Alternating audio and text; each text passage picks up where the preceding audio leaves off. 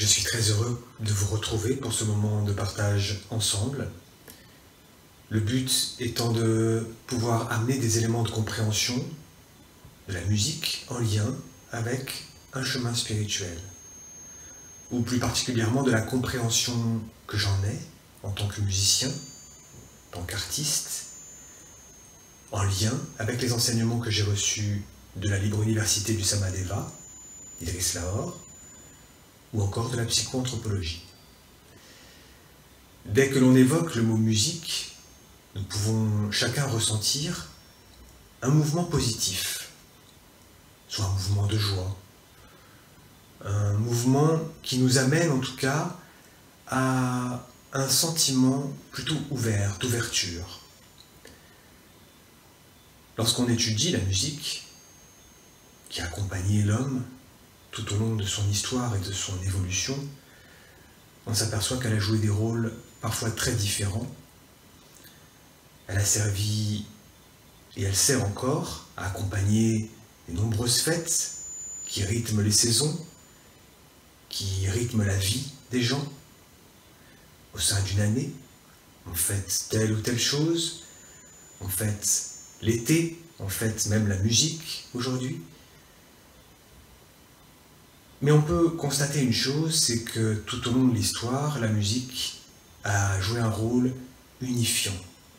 Unifiant les êtres dans des moments de rassemblement, et donc s'oppose effectivement à l'idée de diviser les gens, ou s'oppose à l'individualisme, puisque à chaque fois qu'on écoute de la musique, chaque fois que la musique a accompagné les hommes au cours de l'histoire, elle les a unifiés, avec des gens qui jouaient de la musique, des personnes qui les écoutaient, ou encore des musiques avec lesquelles on peut danser. Donc il y a un élément, on va dire, d'accompagnement lié à des fêtes et au rythme dans l'histoire des hommes. La musique a joué aussi un autre rôle. Un rôle d'accompagnement, parfois au niveau de certains rituels. Rituels liés à certaines tribus, certaines peuplades, pour passer ou essayer de faire passer un être humain d'un état à un autre. Ou encore dans des rituels de guérison chamanique, pour l'aider à guérir ou à s'harmoniser en vue de rétablir la santé d'un individu. On a aussi des musiques qui ont permis de sublimer, on va dire, certains états ou certains vécus de souffrance chez certains peuples. On peut penser par exemple au gospel, les Afro-Américains nés dans des périodes de troubles et de grosses souffrances, mais également on va dire, dans tous les peuples, est né des musiques liées, on va dire, d'un certain vécu de souffrance qui parfois étaient traumatisants. Et étonnamment, ces musiques souvent ont une dimension souvent parfois très joyeuse. Nous avons encore des musiques qui permettent comme de s'auto-guérir ou de sublimer un certain état intérieur, qu'on pourrait qualifier parfois soit de névrotique, soit simplement d'un vécu, d'une souffrance de vie.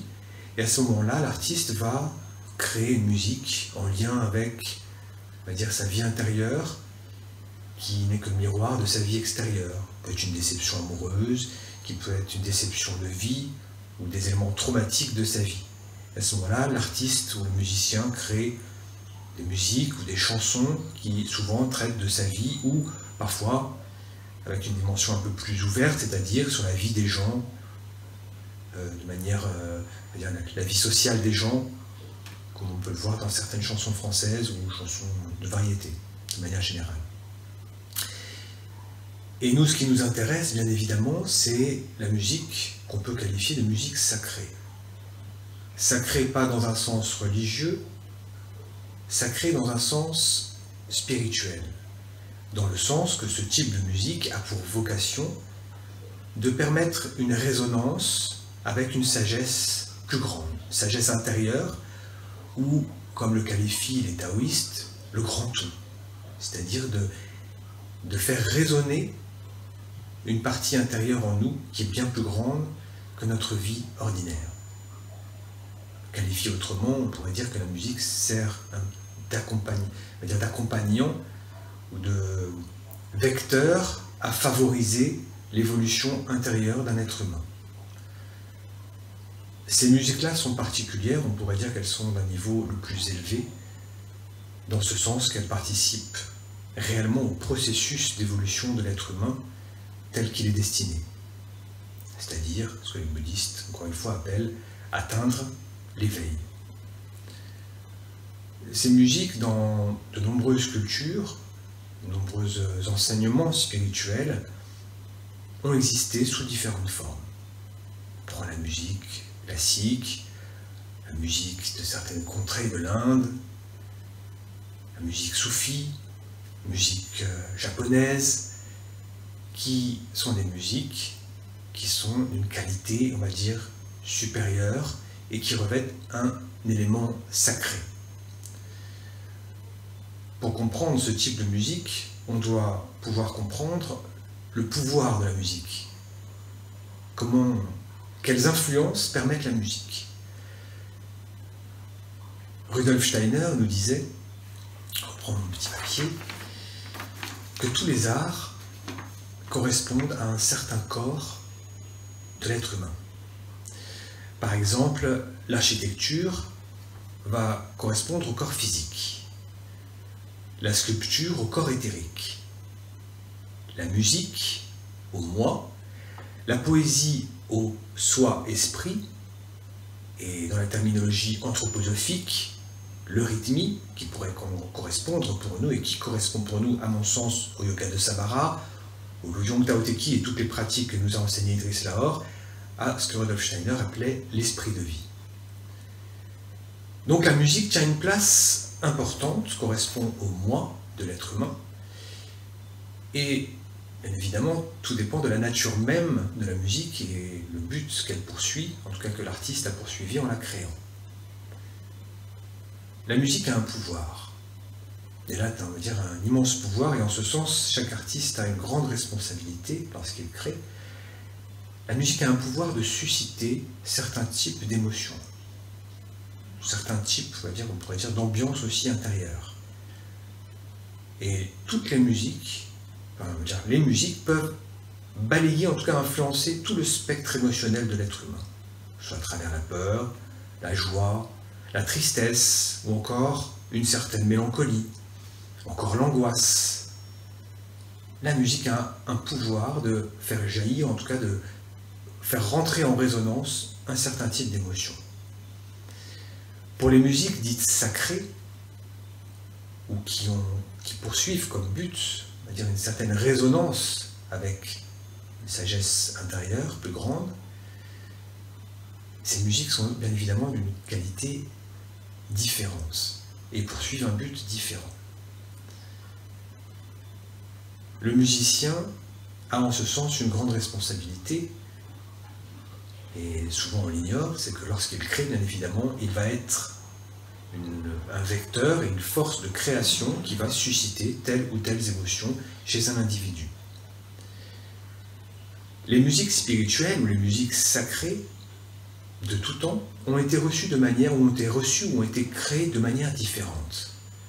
C'est-à-dire, l'enseignement nous dit, soit dans le passé, certains musiciens, avec la condition de posséder une technicité musicale suffisante, pouvaient avoir comme une sorte de brèche intérieure à travers laquelle des forces spirituelles intérieures, des forces spirituelles pouvaient s'introduire et permettre à un individu qui n'était pas du tout du niveau de ses créations de composer et de créer des musiques dans lesquelles était contenue cette puissance et cette force spirituelle.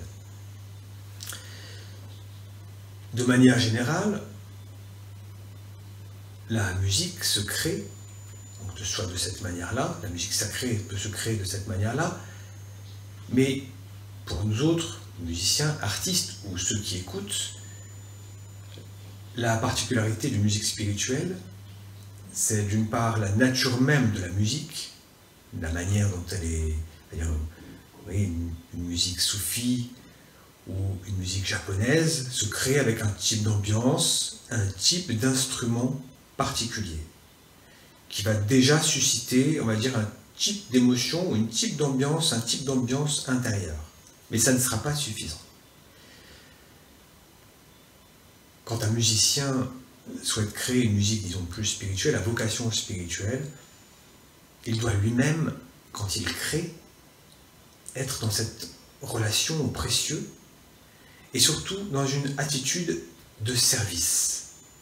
C'est-à-dire que là, dans ce type de création, à ce moment-là, l'artiste, le musicien, doit essayer le plus possible d'être dans un état méditatif et poser comme intention forte de servir cette sagesse intérieure, surtout qui doit profiter au plus grand nombre. C'est-à-dire que le plus grand nombre de personnes, en tout cas, puissent être éveillées à un type de résonance tel que l'a posé le musicien comme intention.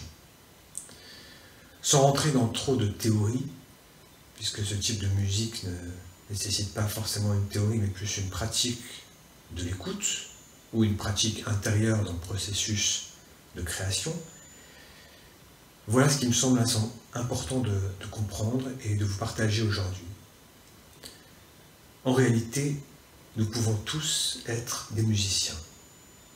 Il n'est pas nécessaire de pratiquer un instrument, il n'est pas nécessaire de savoir jouer forcément de la musique, pour la simple et bonne raison, je vais vous partager une anecdote de vie.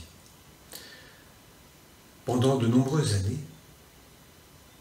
j'ai entendu plusieurs personnes me dire « Oh, mais tu es musicien, c'est quelque chose d'exceptionnel. » Je voyais beaucoup de gens exprimer une forme de gratitude ou une forme d'envie, une envie positive, c'est-à-dire de reconnaître qu'un musicien pourrait posséder certaines qualités dans le fait de créer. En réalité, ces personnes-là projettent simplement peut-être le non-contact avec leurs propres possibilités à créer. Et j'entendais ça. Et puis, vous voyez, il y a quelques mois, une personne m'a dit ça. Et en fait, je me suis rendu compte de la chose suivante. Bien sûr, la musique en elle-même se fait à partir d'instruments. Mais il est possible peut-être de contacter une autre forme de musique. C'est-à-dire que tout d'un coup, je me disais que ces personnes, je voyais leur sourire, leur joie naturelle, leur capacité d'accueil, leur générosité, des qualités que je n'ai pas forcément dans mon quotidien. Et tout d'un coup, je me suis dit, mais leur musique à ces personnes, c'est ça.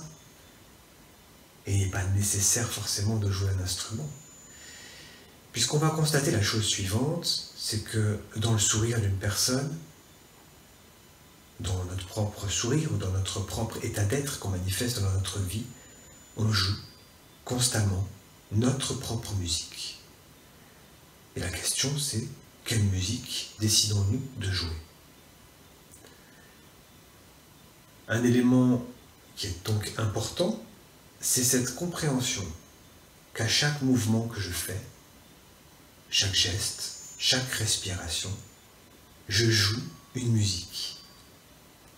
Et à ce moment-là, la musique, vous voyez, ne devient pas uniquement la source sonore, ou en tout cas le moyen par lequel je vais rentrer dans cette résonance intérieure, avec cette sagesse plus grande en moi, mais je peux comprendre dans mon quotidien que chaque mouvement que je fais, chaque geste, va émettre comme une forme d'énergie ou on pourrait dire une certaine musicalité dans la vie autour de moi et dans ma relation aux êtres et aux autres. Si bien que pendant longtemps, habité aussi de cet égocentrisme qui me positionnait en tant qu'artiste ou musicien, je me suis rendu compte que les plus grands musiciens ne sont pas forcément ceux qui jouent de la musique, mais ceux qui manifestent dans la vie des qualités nobles, comme la bienveillance, la compassion, l'altruisme, prendre soin des autres, parler avec douceur. On pourrait même dire que dès que nous émettons une parole, nous sommes des musiciens. Il y a un autre élément important, l'écoute. En lien avec, revenons à la musique, de manière telle qu'on l'entend, de manière habituelle, la musique avec des sons, des notes, des mélodies. Un élément de compréhension qui peut être extrêmement important, en tout cas qu'il a été pour moi, que je souhaite vous partager, en termes d'écoute. Lorsque nous écoutons une musique, plutôt de qualité, si nous observons notre état intérieur, nous sommes comme dans un état un peu vide de réceptivité. En gros, quand nous écoutons, quand nous décidons d'écouter la musique, on ne se la ramène pas. On ne ramène pas son ego. On est dans un état, et ça tout le monde peut le vivre, quel que soit, on va dire, son niveau. Quand j'écoute une musique classique, quand j'écoute une belle musique, à ce moment-là, j'en suis comme dans une disposition d'humilité, c'est-à-dire de réceptivité sans que mon ego intervienne. Là, vous décidez de m'écouter et simplement écouter. Et on se rend compte que lorsqu'on décide simplement d'écouter, notre état intérieur est un état de vide. Je décide de me mettre dans une disposition de recevoir, de réceptivité totale. Et la musique est l'élément fondamental pour mettre en lumière cette qualité ou cette disposition d'écoute que nous possédons tous. C'est-à-dire que dans notre quotidien, nous pouvons renouveler cette écoute quand on l'a contactée dans le cadre d'une écoute musicale ou l'écoute d'un ami. On s'aperçoit qu'on peut recontacter, rentrer en résonance à nouveau avec cette attitude intérieure d'écoute. Comme lorsque nous écoutons la musique ou que nous nous laissons complètement réceptifs de la musique. Alors à ce moment-là, tout peut s'écouter. Lors de mon dernier stage, le stage du silence du corps, j'avais apporté ce témoignage, notamment dans la méditation des 3 sens que certains d'entre vous connaissent, qui consiste à se concentrer sur différentes parties du corps. Comment j'ai mis en pratique cette possibilité d'écoute, justement, sur ma vie, mon chemin intérieur, même à travers la méditation? Par exemple, je fais la chose suivante.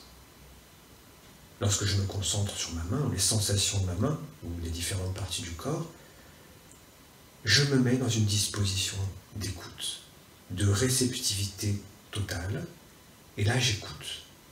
J'écoute les sensations de mon corps comme si j'écoutais une musique. Et à ce moment-là, je sens comme quelque chose en moi qui est, on va dire, plus dans un état d'humilité. C'est-à-dire, je ne cherche pas à contrôler les sensations de ma main, je ne cherche pas à ce qu'elles soient comme ci ou comme cela, j'écoute exactement comme c'est. Et ce lien est fondamental entre l'écoute musicale, être capable de s'asseoir, d'être réceptif et de décider d'écouter, qu'on peut transposer à la fois dans certaines formes de méditation, ou peut-être même dans toutes les méditations, d'être dans cet état intérieur, l'écoute, qu'on pourrait appeler le sama. Je peux déplacer ensuite cette écoute au niveau relationnel. J'écoute. J'écoute quand quelqu'un me parle, en faisant ce vide, comme si j'écoutais une musique. Mais maintenant, je peux comprendre que je peux écouter non seulement avec mes oreilles, mais je peux écouter avec tous mes sens. Quand je me promène en forêt, je peux écouter avec mes yeux. C'est-à-dire que je ne cherche pas à ramener une ambiance émotionnelle, par rapport à ce qui est, mais j'écoute dans un état de réceptivité, comme c'est. J'écoute avec les sensations que je peux avoir dans le toucher.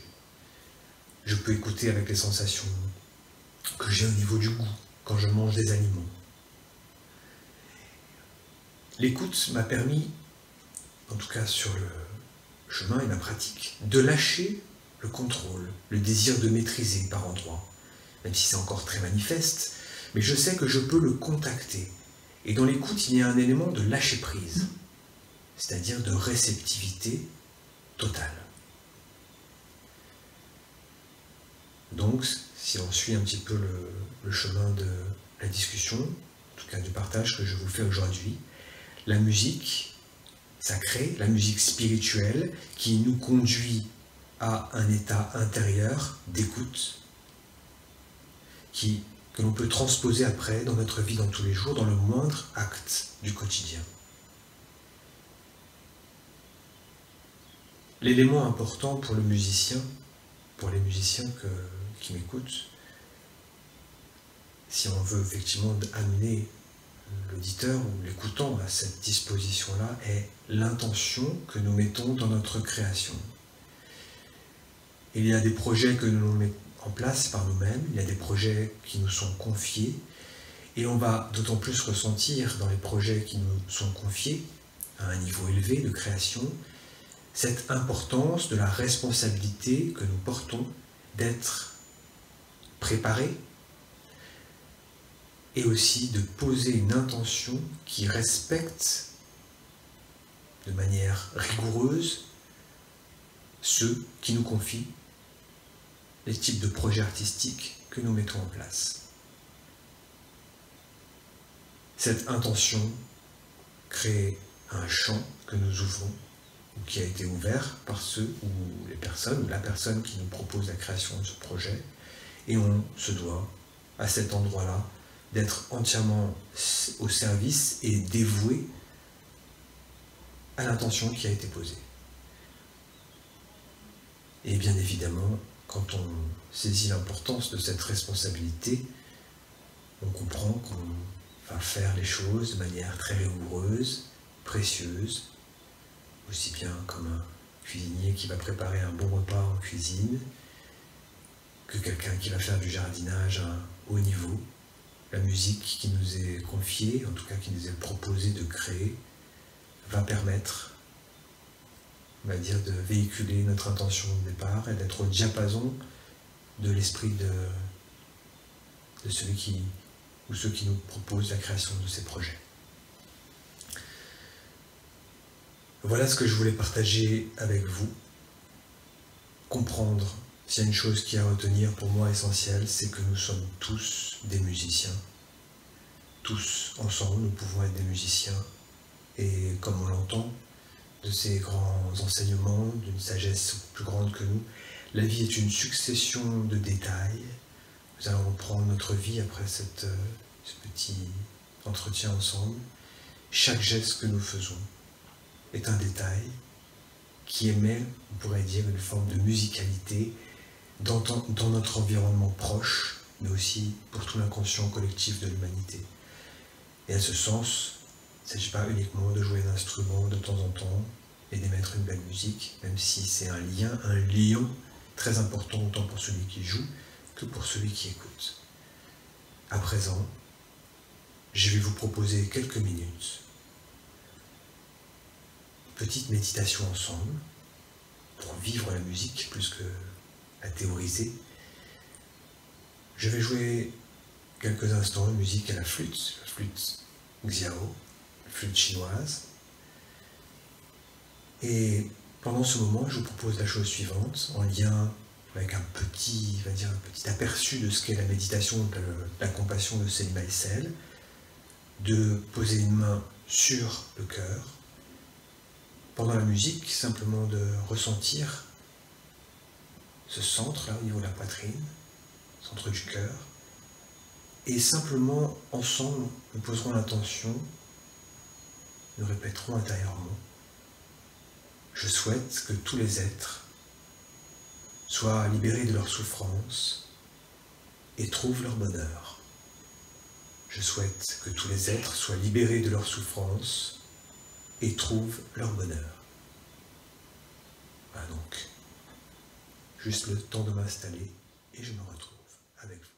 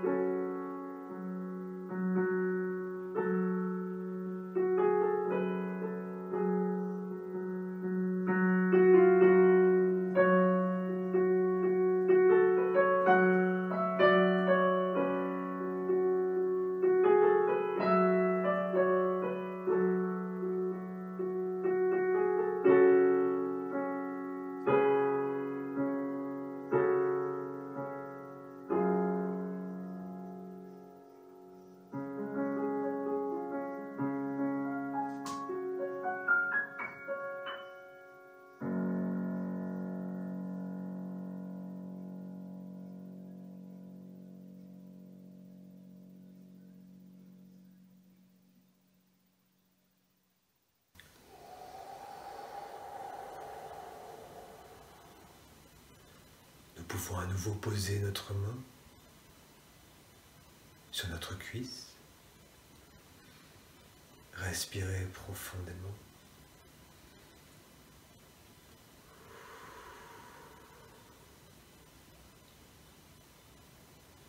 Et nous pouvons réfléchir à quel type de musique nous allons jouer tout au long du reste de notre journée, à la fois dans nos gestes, nos pensées, ou encore dans nos émotions et dans la relation que nous aurons avec les autres. Nous pouvons ouvrir les yeux. Merci d'avoir partagé ensemble ce moment. Je vous recommande 2 choses pour finir notre entretien. 2 éléments de pratique indispensables, à la fois la méditation de la compassion de Selima Issel, que vous pouvez retrouver sur samashop.fr ou encore spiritualshop.fr, et un livre sur l'art et le chemin intérieur, le chemin spirituel, l'art à la lumière, à la sagesse des mystères de Rudolf Steiner, que vous pouvez retrouver en format livre audio sur My Artistic Project. Merci à vous, je vous souhaite une bonne continuation.